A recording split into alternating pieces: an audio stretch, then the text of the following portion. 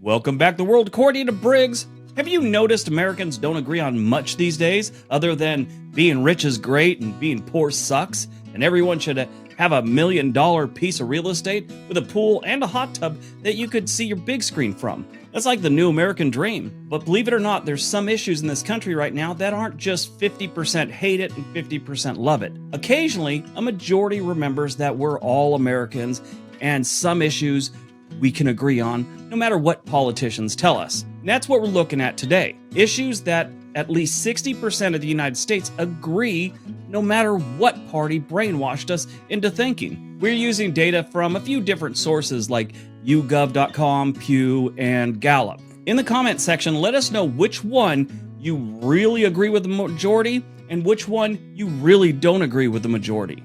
Got it? Get it? Good. Let's take a look.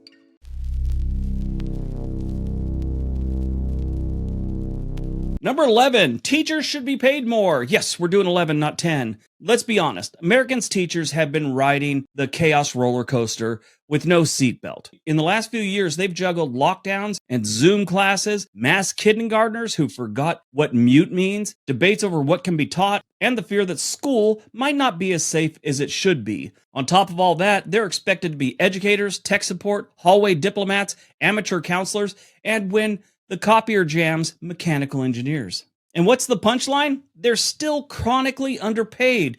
You know it's bad when a person with 2 degrees is moonlighting just to buy classroom tissues and dry erase markers because the budget's tapped out after 1 box of crayons and a dream. Teachers aren't asking for yachts. They're asking for paychecks that don't require a side quest every weekend. The good news is most people agree with it. A strong majority of Americans, 76%, say teachers should be paid more. That's not a lukewarm maybe. That's a please, for the love of cafeteria pizza, give these people a raise. When nearly 3/4 of the country agree on anything, you frame it and you hang it on the teacher's wall in the lounge. So here we are. Teachers are carrying a lot more, doing even more, and getting paid like they're still the warm-up act. If we want stable schools, fewer meltdowns from students and adults, and kids who can tell the difference between a credible source and a conspiracy thread, paying teachers like pros isn't a luxury, it's the baseline.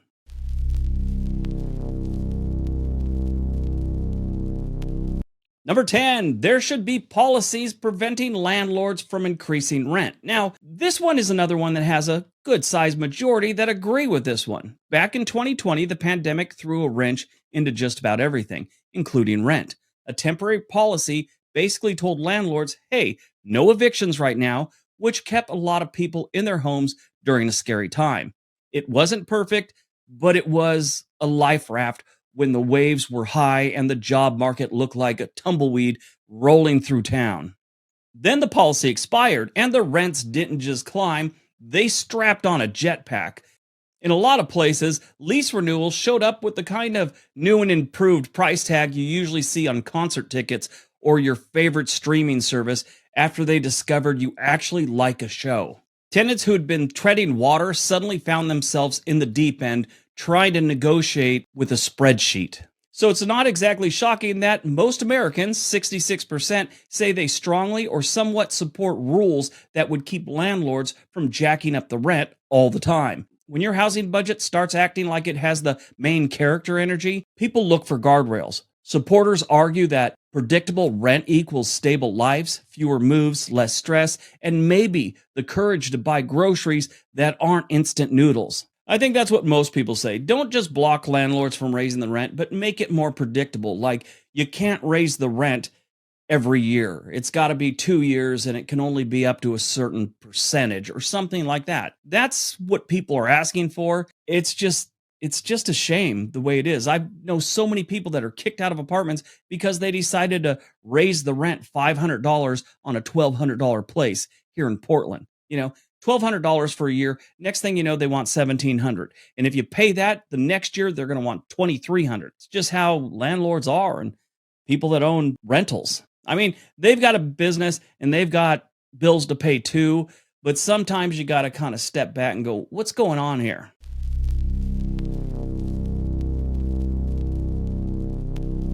Number 9, spending on public housing should increase. Now, this is a pretty interesting one because I just read an article that said most states are, especially California, Texas, Georgia, and New York. They're all spending on getting more affordable housing. While rent and mortgages keep climbing like a cat up a curtain, lots of folks are hanging by their fingernails. When paychecks don't stretch and starter homes cost more than a small moon, people look for options that won't eat their entire grocery budget or just dig into their savings. That's where public housing comes in. Plain and simple, it's housing that's funded by the government so people can have a stable place to live without playing monthly financial dodgeball. Now, the downside is every time we've had public housing, it just goes south and it becomes crime ridden. Now, there's a lot of different theories for that, and there's a lot of different things that come into play of why that happens. But you'd think we'd learn our lesson and make more housing because we spend enough on people that are homeless, people that are in bad shape, and a lot of times, not all the times, roof over their head might be the fix that they need. And here's the part that surprises most people. About 66% of Americans actually support increasing spending on public housing, not just affordable housing, public housing. Why? Because most folks understand that when people have a stable place to live, everything else works a little better. Kids focus on school, workers show up on time, and emergency rooms get a tiny bit less frantic. It's not a cure-all, but it's a practical step that many think beats pretending that rent is going to magically drop on its own.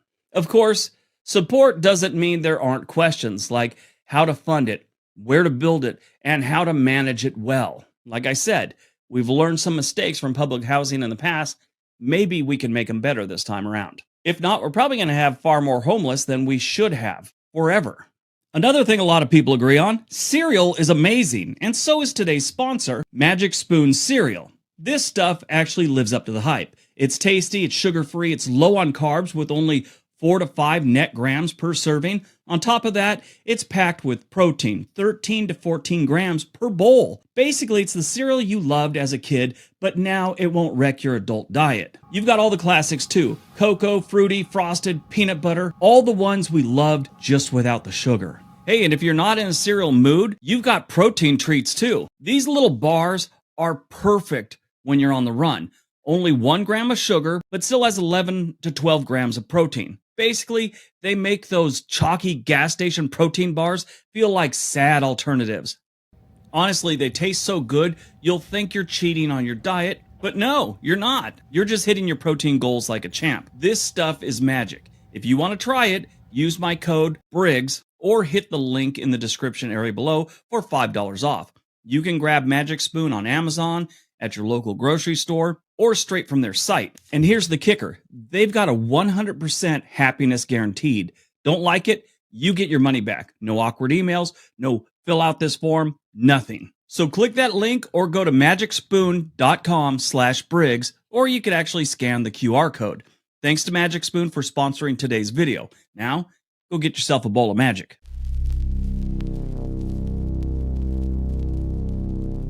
Number 8, the government should offer medical debt forgiveness. Now, this is the one I firmly agree with. Americans are still split on the Biden administration's push to wipe out student loan debt.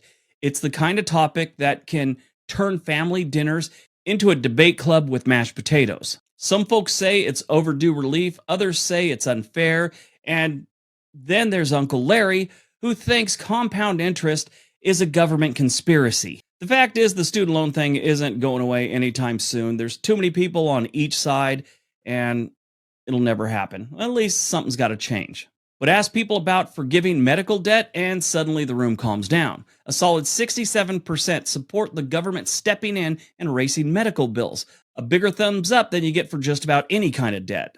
It makes sense. Nobody swipes a card for an emergency room appendectomy because they wanted the points. You don't treat yourself to a $6,000 ER visit after stepping on a Lego and blowing your knee out. Getting sick isn't a life choice, and most people get that. That's why medical debt tops the sympathy charts. Compared to student loans, credit cards, and your parking tickets you definitely didn't see, medical bills feel different, more like bad luck than bad planning. Support for medical debt forgiveness crosses a lot of political lines because it's about keeping people from financial ruin over something they never asked for. Bottom line, while the country argues about student loans, medical debt relief is a rare policy that actually gets the nod from most people.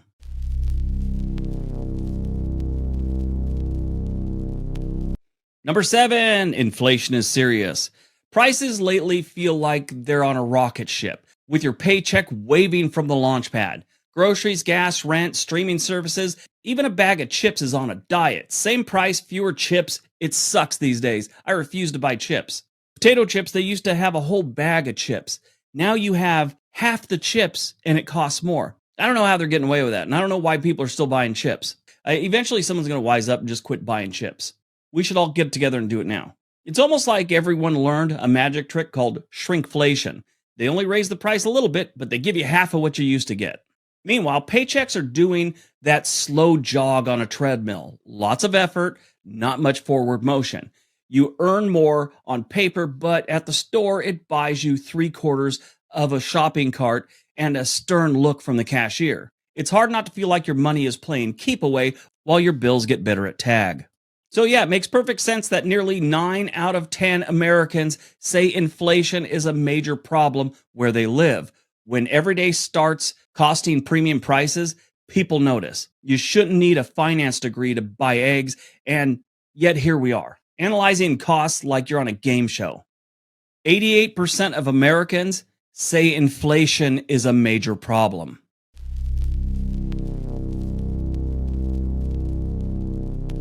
Number 6, social welfare programs are fine. Yes, social welfare programs get trotted out like a villain in a lot of political speeches, like they're a mustache swirling bad guy tying the budget to the railroad tracks. Meanwhile, regular Americans are looking at the same program and going, these are kind of essential. Turns out, when you ask people what they actually think, the support isn't just lukewarm, it's full on group hug. Take the big two, Social Security and Medicare. A solid 79% of Americans have favorable views for each. That's not a squeaker. That's a, if you touch this, you're never getting elected again. It's that level of consequences. These aren't fringe perks. These are bedrock stuff people count on after decades of work and payroll taxes. Try pitching a campaign to trim them and watch voters develop a sudden impressive recall of every elected official's phone number.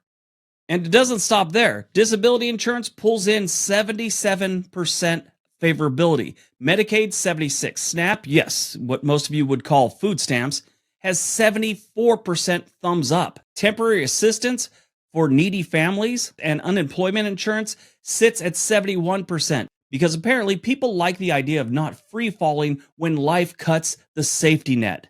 Even public housing assistance is often treated like a political piñata, still earns about 67% favorability. In plain English, most Americans think helping people eat, get care, and keep a roof over their heads is good. Wild concept, huh? And I know a lot of other people say, well, they're using our money. Yeah, but you know what? We're all just one paycheck or one injury or one bad month from landing on that too, unless you've been lucky and smart enough to invest properly, or you were just born with money. That's how it is. I've told this story before. I knew a couple who he had worked construction for years. He went out on his own doing drywall. They were about 3 months into it, and he got in an accident and broke both his legs in like 3 places each. A head-on collision. It was horrible. He was out cold for months. Well, his wife was at home with 3 kids. They were making good money. They were in a bad situation because he just went out on his own. They were on welfare. They were taking handouts. And these are people that she told me, never believed that anyone should be getting handouts. And here I am, just one car accident away from ending up on food stamps and getting housing assistance. So while politicians keep giving welfare programs the supervillain edit, the audience isn't buying the plot twist.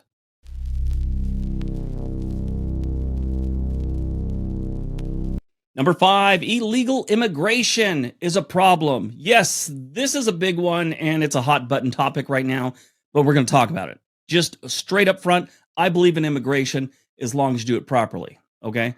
I don't agree with how they're getting rid of people right now. That's not the way I think we should do things, but something needs to be done. Do I know what? Absolutely not. About 6 in 10 Americans say illegal immigration is a problem, 67% to be exact. And if you ask people about the southern border, a solid 64 call the situation a crisis. In polling terms, that's again not a squeaker, that's a foghorn. Now, depending on the poll and the phrasing, the numbers wiggle a bit because problem, major problem, and crisis aren't all the same spice level.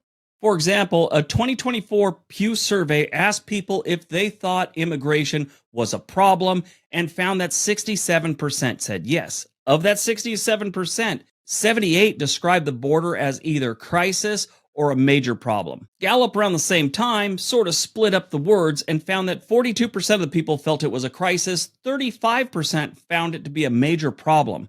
Different question wording, similar takeaways. Most folks think things aren't humming along down there at the border. What people do disagree on, of course, is what to do about it. That's where the conversation turns from, yeah, this is bad, to, okay, now what? The country's pretty aligned on this one. Illegal immigration is seen as a real issue, and the border is widely viewed as a serious strain. It's when you start asking people what they should do about it, that's when things get a little crazy and a little heated.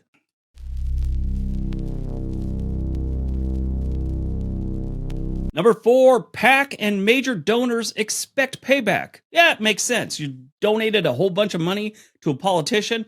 You want to see some results because this isn't a charity you feel good about. You know, it's not like you're trying to save childhood blindness and you want to give that money so that kids can see. No, this is a campaign for a politician who could do things to make your business or your life better. So when you give them that money, you're expecting something back. A lot of campaign cash doesn't go straight to the candidate. It takes a detour to something called a super PAC.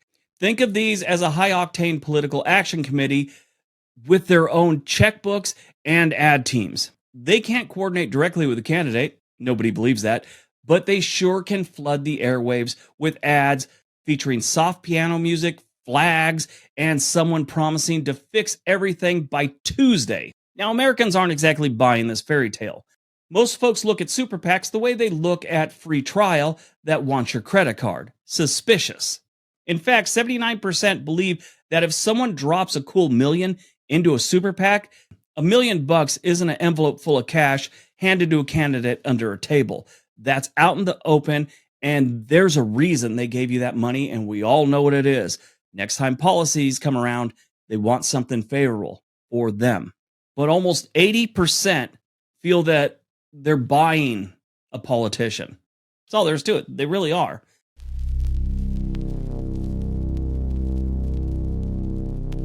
Number 3, people don't want a civil war.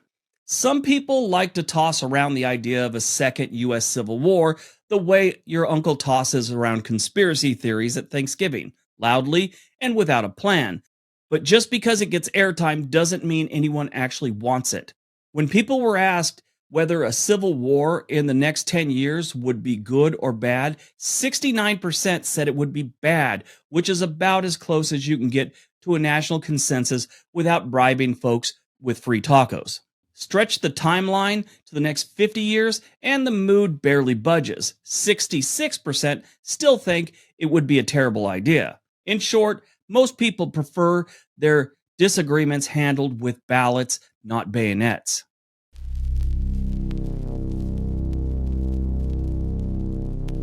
Number 2, most Americans approve of Barack Obama. Now, I know we're going to get some grief in the comment section about this, but this isn't my opinion. That's what surveys said and polls did. Turns out the most popular American politician isn't even on the job anymore. As of July 2024, former President Barack Obama is still topping the charts like it's 2008 all over again. 64% of the people give him a thumbs up. That's the kind of approval rating most current officials would trade 3 campaign ads and a photo op at a dinner for. And here's the kicker. No one else is even close.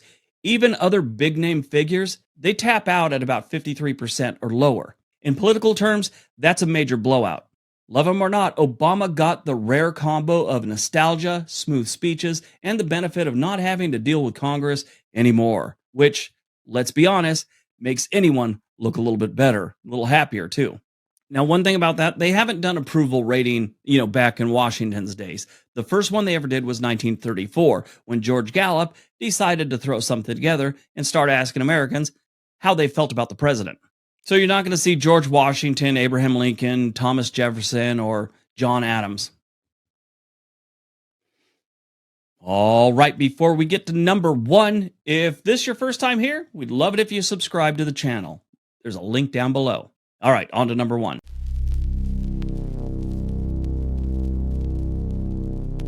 And number 1, our country is on the wrong track. Now, this is a loaded question, and a lot of people have a lot to say about this. America's a bit like a massive family road trip. Everyone's in the same minivan, but half the passengers want to head to the beach, a quarter want to head to the mountains, and someone in the back just yelled, "Hey, how about we just go to Buc-ee's?" We don't exactly agree on what the country's priorities should be, and the group chat is lively, to say the least. Still, there's a rare moment of unity here.